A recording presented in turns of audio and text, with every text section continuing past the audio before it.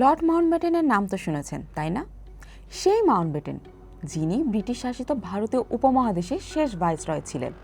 সময়টা 1947 সাল। উপমহাদেশের ইতিহাসে তখন এক ঐতিহাসিক সন্ধিক্ষণ। ওই সময়ে ভারতে পা রাখেন Louis Francis Albert Victor Nicholas Mountbatten, first Earl Mountbatten of Burma, অর্থাৎ লর্ড মাউন্টব্যাটেন। ব্রিটিশ রাজপরিবারের আত্মীয় তিনি, ব্রিটিশ রয়্যাল নেভির প্রবাদ প্রতিম পুরুষ এবং ব্রিটিশদের বিশ্বযুদ্ধের সফলতার প্রতীক। এই এত কিছু যে মানুষটির সঙ্গে জড়িত, তার শেষ সময়টা ছিল এক ট্র্যাজেডি। ভারতে বাড়তে থাকা অস্থিরতায় এবং ব্রিটেনের অর্থনৈতিক মন্দার মুখে 1948 সালের জুনে উপমহাদেশের ক্ষমতা হস্তান্তরের পরিকল্পনা করে ক্ষমতায় থাকা লেবার পার্টির সরকার। কিন্তু ভাইসরয় মাউন্টব্যাটেন 7 মাস এগিয়ে নিয়ে আসেন ক্ষমতা হস্তান্তরের তারিখ, কারণ তিনি ভেবেছিলেন কংগ্রেস ও মুসলিম লীগের মধ্যে সম্পর্ক অত্যন্ত তিক্ত এবং যে কোনো সময় গৃহযুদ্ধ ছড়িয়ে পড়তে পারে। এই কারণেই 1947 সালে জন্ম নেয় দুটি স্বাধীন রাষ্ট্র, 14 আগস্ট পাকিস্তান এবং 15 আগস্ট ভারত। ভারত ছাড়ার পরও তার ক্যারিয়ার থেমে থাকেনি। 1952 সালে ভূমধ্যসাগরের নৌবাহিনীর প্রধান, 1955 থেকে 1959 সাল পর্যন্ত ফার্স্ট সি লর্ড এবং পরবর্তীতে প্রতিরক্ষা স্টাফের প্রধানের দায়িত্ব পালন করেন মাউন্টব্যাটেন। সামরিক জীবনের পর তিনি অধিষ্ঠিত হন আইল অব উইটের প্রথম লর্ড লেফটেন্যান্টের মর্যাদাপূর্ণ পদে। কিন্তু এই রাজকীয় জীবনের শেষ অধ্যায়ে লেখা ছিল আটলান্টিকের তীরে আয়ারল্যান্ডের নির্জন সমুদ্র মাঝে। কাউন্টি স্লিগোর ক্লাসিবাউন্ড ক্যাসেল ছিল তার পছন্দের অবকাশ যাপন কেন্দ্র। প্রায়ই তিনি নিজের কাঠের নৌকায় ভেসে যেতেন সমুদ্রে মাছ ধরার আনন্দে। তিনি জানতেন না আয়ারল্যান্ডের সেই শান্ত জলরাশিতে তার জন্য অপেক্ষা করছিল এক ভয়াবহ ট্র্যাজেডি।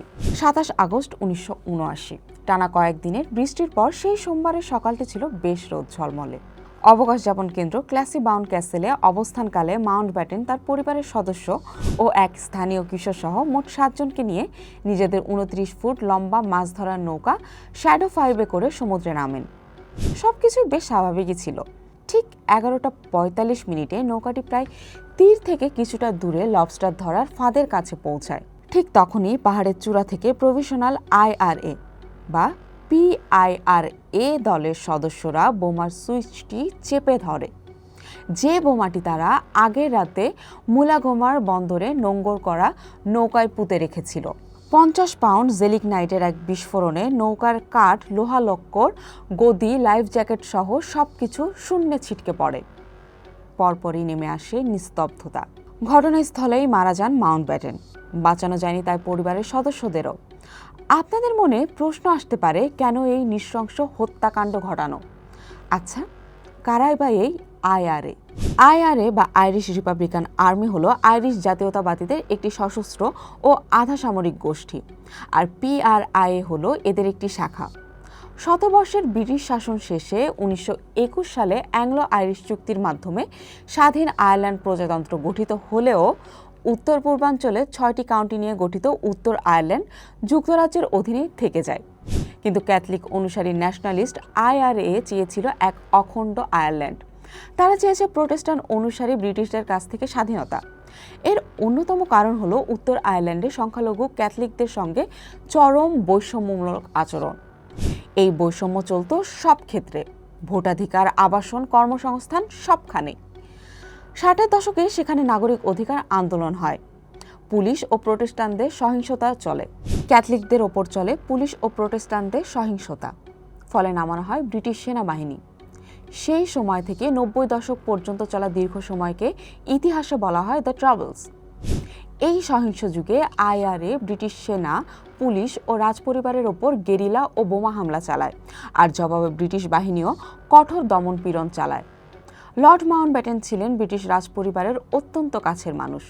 ছিলেন যুক্তরাজ্যের বর্তমান রাজা 3য় চার্লসের মেন্টর। তার বয়স হয়েছিল বেশ 79 বছর। মহাসমুদ্র দাপানো শেষে কাটাচ্ছিলেন অবসর। ইতিহাস ঘেঁটে দেখা যায় উত্তর আয়ারল্যান্ডে তার 10,000 একরের বিশাল জমি ছিল, কিন্তু সেখানে রাজনীতিতে তিনি প্রত্যক্ষ বা পরোক্ষভাবে কখনোই অংশ নেননি। তবুও কেন IRA মাউন্টব্যাটেনকেই খুন করল? ইতিহাসবিদেরা বলেন, এমন এক হাই প্রোফাইল ও সর্বজন পরিচিত ব্যক্তিত্বকে হত্যার মাধ্যমে আইআরএ চেয়েছিল ইংল্যান্ডের প্রতিটি নাগরিকের মনে ভয় ঢুকিয়ে দিতে।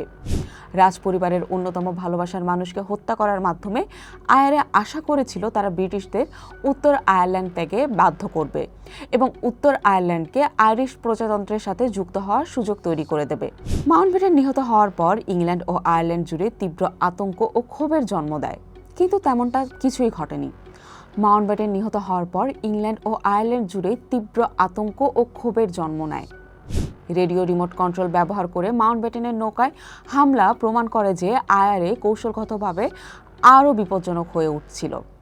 মাউন্টব্যাটেন যুদ্ধে নায়ক ও তৎকালীন প্রিন্স চার্লসের মেন্টর হওয়ায় ব্রিটিশ সমাজ ও গণমাধ্যমে এই ঘটনায় তীব্র ধিক্কার জানানো হয়। এমনকি আয়ারল্যান্ডেও মাউন্টব্যাটেনের মতো বৃদ্ধ অতিথি এবং তার সঙ্গে থাকা নারী ও শিশুদের হত্যার বিষয়টি ব্যাপকভাবে নিন্দিত হয়। হামলার পর প্রোটেস্ট্যান্ট আইরিশরাও উত্তর আয়ারল্যান্ডে নিরাপত্তা জোরদার করার দাবি তোলে। ঘটনার পরপর তৎকালীন ব্রিটিশ প্রধানমন্ত্রী মার্গারেট থেচার আইআরএকে রাজনৈতিক গোষ্ঠীর বদলে স্রেফ সন্ত্রাস হিসেবে গণ্য করে তাদের যুদ্ধবন্দীর রাজনৈতিক অধিকার রদ করেন। প্রতিবাদে আইআরএ বন্দীরা আমরণ অনশন শুরু করে। অনশন চলাকালে অনশনকারী নেতা ববি স্যান্ডস ব্রিটিশ এমপি নির্বাচিত হলেও 1981 সালে কারাগারে মৃত্যুবরণ করেন। দিন শেষে মাউন্টব্যাটেনের এই হত্যাকাণ্ড পুরো অঞ্চলের জন্য এক চরম অন্ধকার ও সংঘাতময় ভবিষ্যতের সংকেত দেয়। তিনি চলে যাওয়ার পর পরবর্তী 19 বছর ধরে চলতে থাকে সেই সংঘাত।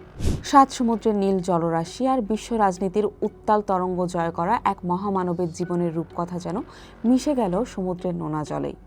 যে ব্রিটিশ রাজদণ্ড একসময় পৃথিবীর 1/4 শাসন করেছিল, তারই রক্তক্ষয়ী ইতিহাসের করুণ শিকার হয়ে চিরতরে স্তব্ধ হলেন লর্ড মাউন্টব্যাটেন। তার মৃত্যু শুধু রাজপরিবারের অপূরণীয় শূন্যতায় তৈরি করেনি, বরং আয়ারল্যান্ড ও ব্রিটেনের সম্পর্কের ক্যানভাসে এঁকে দিয়ে যায় এক চিরস্থায়ী ক্ষত।